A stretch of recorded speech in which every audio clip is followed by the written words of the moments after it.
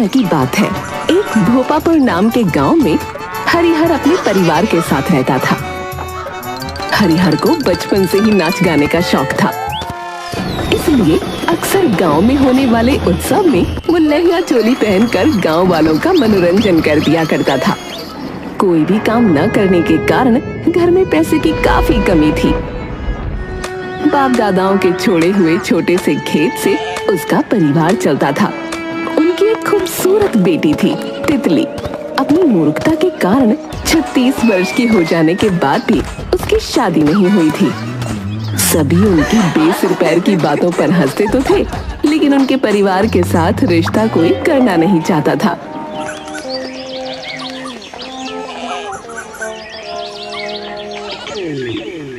एक बार हरिराम के पास अपने दोस्त रमेश की बेटी की शादी का न्योता आया।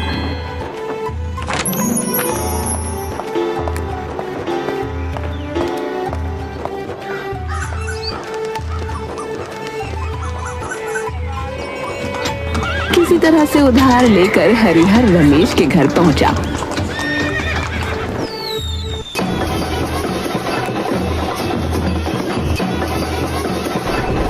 तो उसने देखा रमेश बुरी तरह से रो रहा था। पूछने पर रमेश बोला, अरे हरिहर, गजब हो गया भैया। मेरा दामाद कहता है बिना नाच देखे वो बारात न लाएगा। बारात गांव के बाहर रुकी है। मैं तो बर्बाद हो जाऊंगा भैया। इस समय नचनिया कहाँ से लाओ, बताओ। अरे बात तो परेशानी की है, पर डरता क्यों है रे? मेरे होते हुए बारात जरूर आएगी। तू लड़की के कपड़ों का इंतजाम कर, नचनिया आ जाएगी। बस कहाँ से आई ये बात किसी को पता नहीं चलनी चाहिए। हाँ। रमेश ने हरिहर के पैर पकड़ लिए और बोला, भाई, जैसे तुम मेरी इज्जत बचा रहे हो, मैं भी तुम्हारी इज्जत बचाऊंगा और तुम्हारी बेटी की बढ़िया शादी करवाऊंगा। हाँ भैया। हरिहर औरतों के कपड़ों में नाचता हुआ बारात में पहुंच गया। सबको उसका नाच बहुत पसंद आया। सब लोग उसके बारे में रमेश से पूछने लगे। तो ये घूंघट वाली छम्मो है। इसका अता पता किसी को नहीं मालूम। ये जो है, ये तो हाँ, ये खुद ही आ गई शादी में, खुद ही। हाँ, लेकिन रमेश, इसका नाच तो जो है बड़ा गजब का है भैया। हम चाहते हैं कि हमारे बेटे के ब्याह में भी यही बारात की अगवानी अपने नाच से करे। रमेश मुखिया जी की बात सुनकर डर गया, लेकिन सामने ही उसका दामाद बैठा था, इसलिए बोला, अरे अब मैं क्या कहूँ। अच्छा यही है कि आप खुद ही छम्मो से बात कर लीजिए। ठीक है। सुनिए छम्मो जी, आप तो जो है बड़ा ही कमाल का नाचती हैं। अगले महीने मेरे बेटे का ब्याह है, तो ब्याह में आप आने की तैयारी रखना।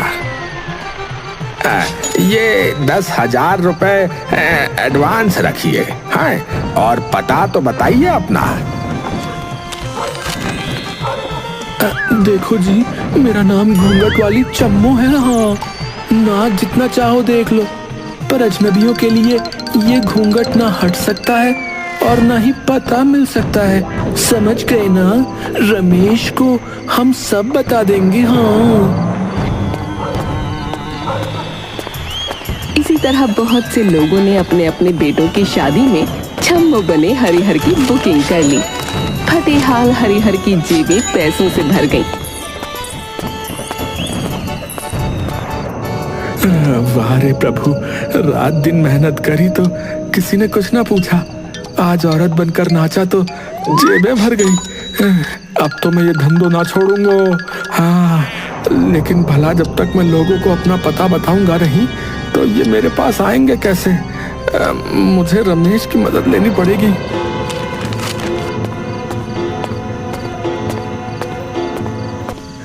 रमेश भाई, तुम तो मेरे घर की हालत जानते ही हो ना। दाने दाने को मोहताज हैं हम लोग, लेकिन इस नाच गाने से मेरी जेब भर गई है। किसी भी गांव में शादी में अगर नचनिया की जरूरत हो तो तुम बुकिंग कर देना। मैं पूरे पैसे का 20% तुमको भी दूंगा है। पैसे किसको बुरे लगते हैं? रमेश ने झट से हाँ कर दी।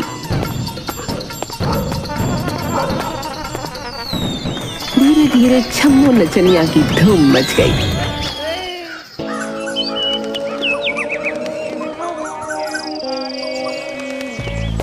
अब हरिहर नए नए गानों पर नाच की प्रैक्टिस करने गांव के बाहर बने टूटे मकान में जाने लगा। मकान के पास ही एक छोटा सा गेस्ट हाउस बना था जिसमें एक लड़का रहता था। वो रोज हरिहर को लड़की के रूप में नाचता गाता देखता। उसे हरिहर का नाच बहुत पसंद आया और वो उससे शादी करने के बारे में सोचने लगा। वो हरिहर के पास गया और बोला, सुनिए जी, मुझे ना आप बहुत पसंद है। आपका नाच तो बहुत ही बढ़िया है। वो क्या है ना कि वो मैं आपसे शादी करना चाहता हूँ जी। लड़के की बात सुनकर हरिहर बुरी तरह से घबरा गया और वहाँ से सर पर पैर रखकर भाग चला। लड़का पीछा करते करते उनके घर तक पहुँच गया। और एक दिन सुबह जब हरिहर घर पर नहीं था, लड़के ने दरवाजा खटखटा दिया।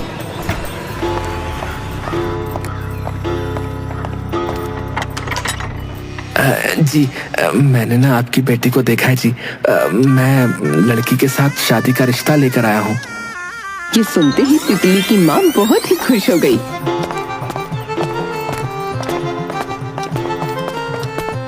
और उन्होंने उस आदमी को घर की छत पर बने कमरे में बैठने के लिए कहा और फिर खुद नीचे जाकर अपनी बेटी से बोली, अरे तितली, ऐन वक्त पर तेरे पिता न जाने कहाँ चले गए। खैर तू डर मत बेटी, और एक गिलास में शरबत बनाकर जो ऊपर बैठे हैं ना, उन्हें इज्जत से शरबत दे दे। और अगर वो आदमी कोई प्रश्न पूछे उसका अच्छी तरह से जवाब देना। हाँ, तो डरती क्यों है माँ? मैं सब संभाल लूंगी। समझी, इस बार चोटी में फूल लगाए हैं, देख तो।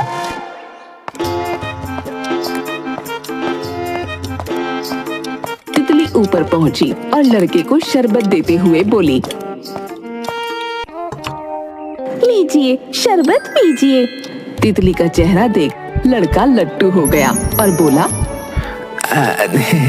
देखो, मुझे तुम बहुत पसंद हो। मुझे ना तुम्हारा नाच गाना ना बहुत अच्छा लगता है। क्या तुम मुझे एक बार अपना नाच दिखा सकती हो? लड़के की बात सुनकर तितली बोली, हाय भैया, हमें शर्म लग रही है जी। और नीचे भाग जाती है।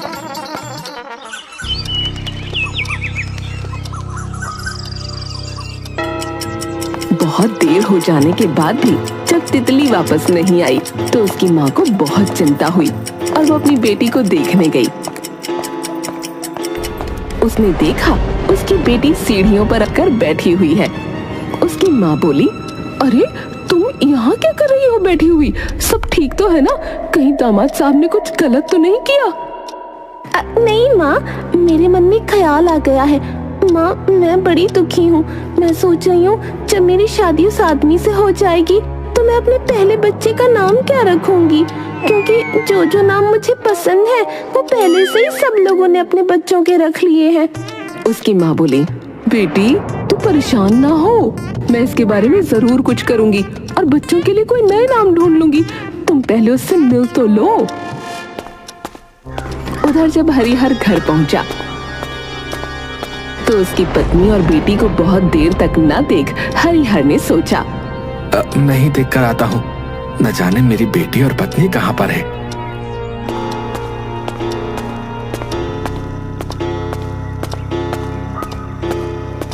तो उसने देखा वो दोनों सीढ़ियों पर बैठे हैं।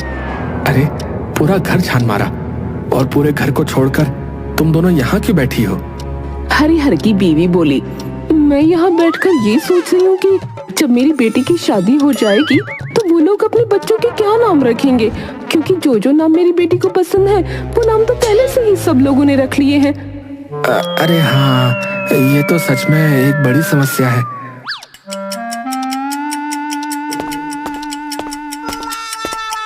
बैठकर बच्चों के नाम सोचने लगा। तभी वो लड़का इंतजार करते करते घबराकर नीचे आ गया और जब उसे सारी बात पता चली तो उसने कहा, मुझे लगता है कि आप इस संसार के सबसे मूर्ख लोग हैं। आपकी लड़की मुझे पसंद है, लेकिन जब तक आपसे ज्यादा मूर्ख लोग मुझे नहीं मिल जाते और मैं ये नहीं समझ जाता कि इस दुनिया में आप लोगों से ज्यादा बेवकूफ लोग भी रहते हैं, तब मैं आकर आपकी बेटी से शादी करूंगा। और वो वहां से चला गया।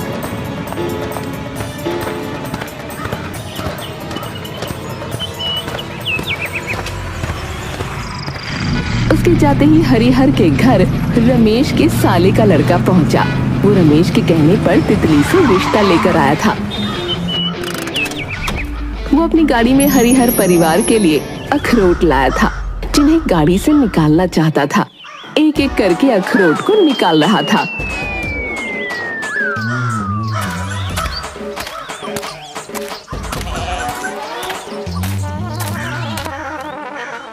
अगर आप अखरोट गाड़ी से निकालना चाहते हैं तो उसे किसी टोकरी में भरकर एक साथ निकाल दीजिए।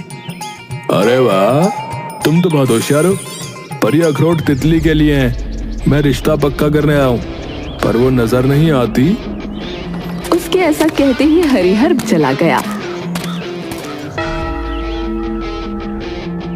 और कुछ ही देर में नचनिया के रूप में नाचने लगा, जिसे देखकर साला बहुत खुश हुआ। अरे, मेरी तरफ से तो शादी पक्की हो गई, लेकिन याद रखना बारात का स्वागत नचनिया ही करेगी। हाँ। अरे आप परेशान क्यों होते हैं? सब हो जाएगा। आप घर के अंदर चलिए, बस मैं आता हूँ। साला अंदर गया तो उसे आंगन के बीचों बीच एक पेड़ लगा हुआ नजर आया। वो बार बार पेड़ पर चढ़ता और फिर उतर जाता। उसे ऐसा करते देख आप ऐसा क्यों कर रहे हैं? मैं अपने परिवार वालों के लिए फल तोड़ना चाहता हूँ, किंतु मैं वहां तक पहुंच नहीं पा रहा हूँ। आप पेड़ के थोड़ा ऊपर चढ़कर जोर से पेड़ को हिलाएं, तो फल नीचे गिर जाएंगे और आप उन्हें ले सकते हैं। साला बड़ा खुश हुआ कि वो जिस लड़की से विवाह करना चाहता था उसके पिता इतने होशियार थे। उसने बिना सोचे समझे शादी के लिए हाँ कर दी। इस बार भी शर्त एक ही थी, बारात का स्वागत नचनिया को करना था।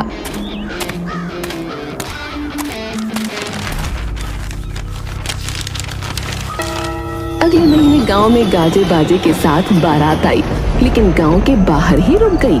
बारात का स्वागत करने के लिए हरिहर अपने सभी रिश्तेदारों के साथ वहीं खड़ा था कि तभी दूल्हे ने खबर भिजवा दी कि जब तक नचनिया उनके स्वागत के लिए नहीं आएगी वो लोग नहीं आएंगे।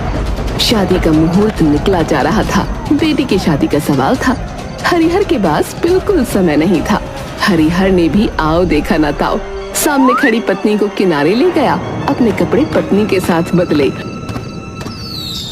और कमर मटका मटका कर नाचने लगा। कमाल की बात थी कि रमेश के सिवा किसी को नहीं पता था कि ये नचनिया है कौन। खैर, इसी तरह से बारात हरिहर के घर तक पहुंची। लड़के को अभी भी भरोसा नहीं था कि वो नचनिया हरिहर था। उसने फिर एक बार नाच देखने की गुजारिश की। हरिहर को फिर लहंगा चोली पहनकर नाचना पड़ा। अब लड़का हरिहर के नाच का दीवाना हो गया था। उसने फिर ऐलान कर दिया, शादी इसी शर्त पर होगी कि ये नचनिया मेरे साथ मेरे गांव में रहेगी। हाँ। ये तुम क्या कह रहे हो बेटा? ये नहीं हो पाएगा। तुम्हें अपनी पत्नी के साथ जीवन बिताना है। उस नचनिया का वहाँ पर क्या काम? देखिए पिताजी, मैंने आपकी हर बात मानी है। दहेज में 1 रुपया भी नहीं लिया, लेकिन ये मेरी आखिरी शर्त है। और वो शर्त ये है कि अगर आप अपनी बेटी के साथ नचनिया को भी भेजेंगे तभी ये विवाह होगा। हाँ। हरिहर को जब कुछ भी समझ में नहीं आया तब हरिहर बोला, ठीक है दामाद जी, तुम्हारी जैसी मर्जी। अपनी बेटी के लिए हम ये भी कर लेंगे। नचनिया तुम्हारे साथ जरूर जाएगी। हरिहर की बात सुनकर रमेश दौड़ता हुआ हरिहर के पास आया और उसे कोने में ले जाकर बोला, अरे हरी, अरे तुम क्या कर रहे हो? हैं? कोई नहीं जानता, लेकिन मुझे तो पता है ना कि वो नचनिया कौन है। भला तुम ससुर होते हुए अपनी बेटी के साथ जाओगे? जैसी भगवान की मर्जी। अब शुभ काम में देर नहीं करनी चाहिए। जल्दी से जल्दी विवाह संपन्न हो जाना चाहिए।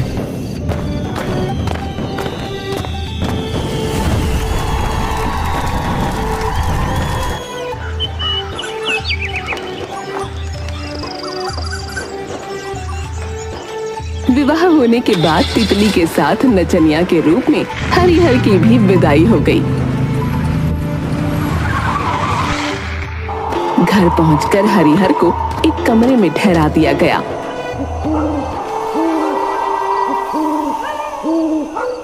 रात को दूल्हे का पिता नचनिया बने हरिहर के कमरे में पहुंचा, जहां गर्मी में बेहाल हरिहर सो रहा था और उसके खर्राटों से पूरा कमरा थर्रा रहा था।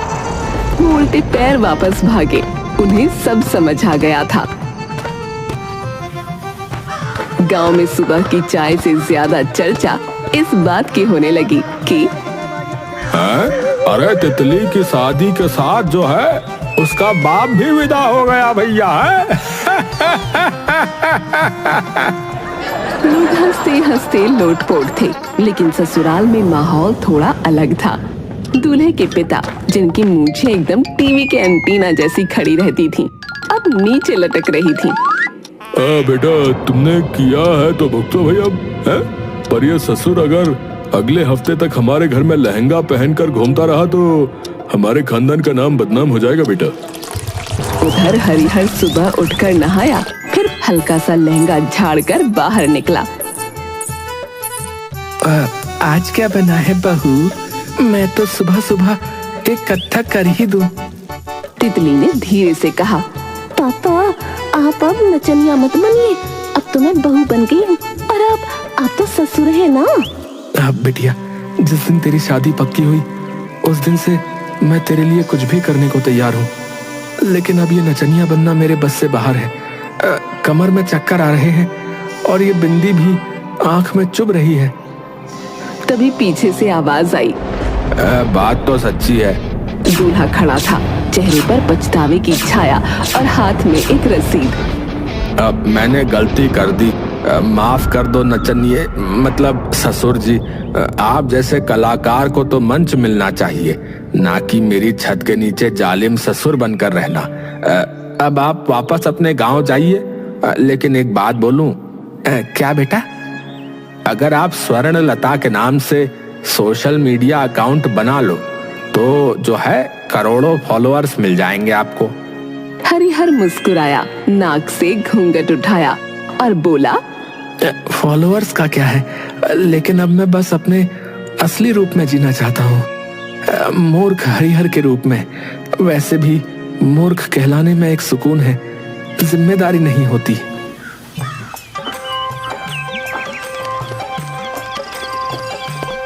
गांव लौटते वक्त